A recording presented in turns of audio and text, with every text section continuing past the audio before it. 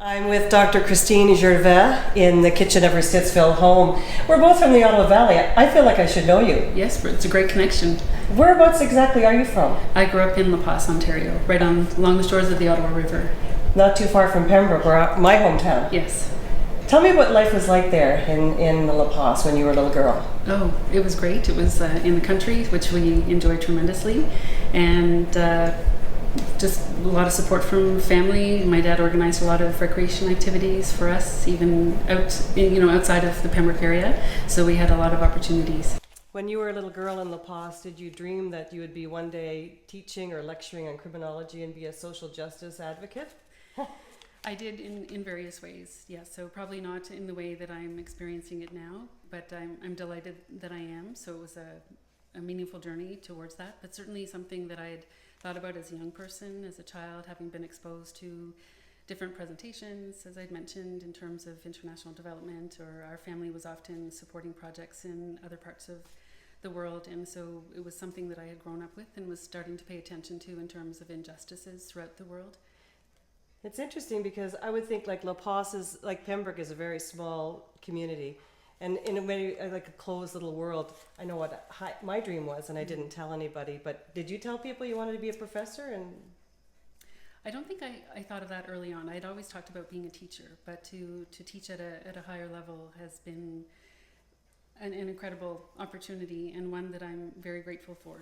So criminology, how did you fall into criminology, or was this a choice?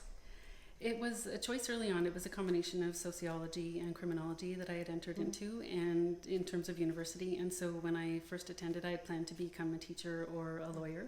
And I was also studying in French, or obtaining a degree in language and literature in French as well, having that teacher path in mind. And it was through criminology that I became attentive to a variety of injustices and human rights violations, and so I was able to become a teacher and instructor of sorts, but in a different domain. There are social injustices in Canada and North America.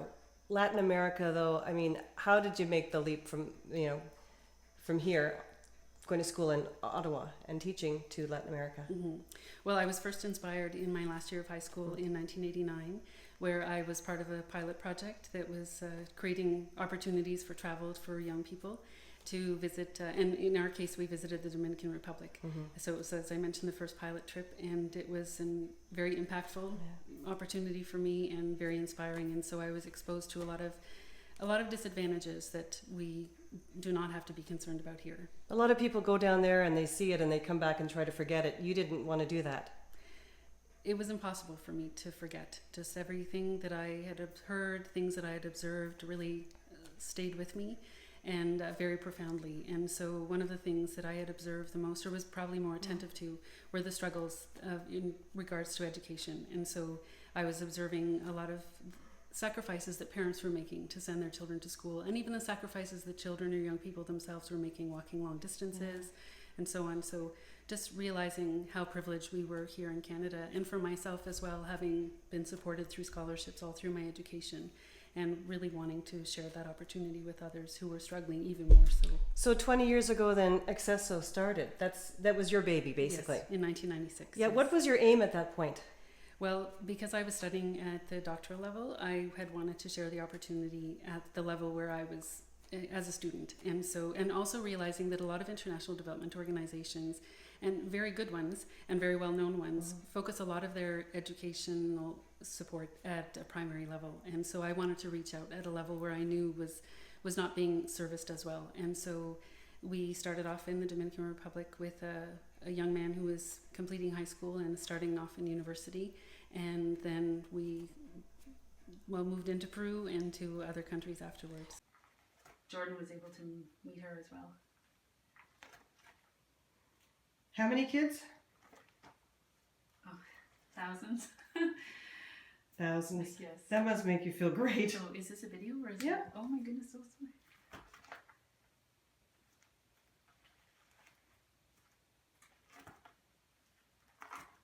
Let's talk about that young man in Dominican. Where is he today? That's a very meaningful question.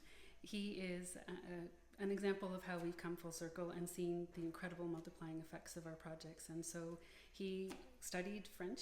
He's of Haitian origin. He obtained a degree in education.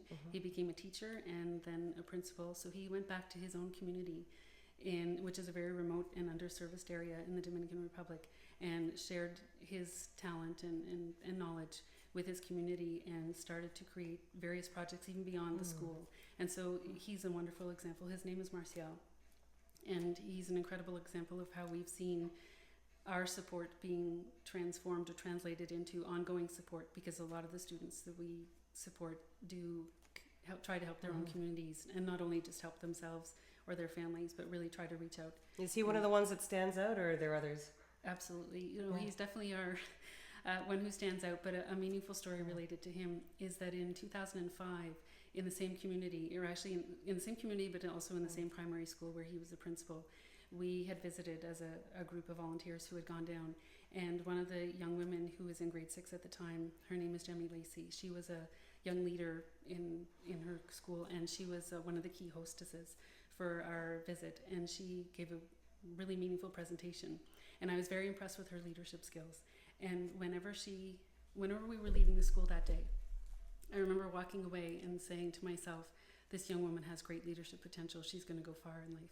And so in 2012, we were planning to visit that same primary school on a different day during a visit. And we just happened to be stopping by or traveling by because we were visiting health education projects. And I said to our project partner and to the truck driver, I said, can we just stop here for a second? I just want to pop in to say hi, even before our planned visit.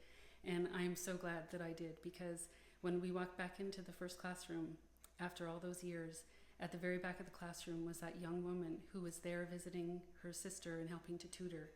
And so I recognized her immediately, and I went up to her and spoke to her and asked her what she was doing, and she explained that she was finishing her last year of high school.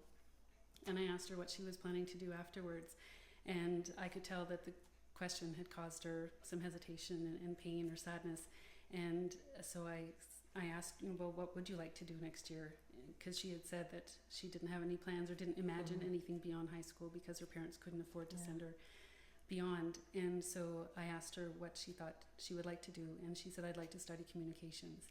And so as we were chatting about that, the principal, who was the first student, Martial, from all those years ago, was present, and he leaned into the conversation and he said to me, Christine, this is a young woman worth investing in. And so I told her that we would follow up when we got back to Canada and make sure that we sent her the documents, the application form to fill out, and she'd need all the supporting documentation, the transcripts, the letters of reference, and she got that all organized really quickly, really well, very diligently, and 6 months later she was in university.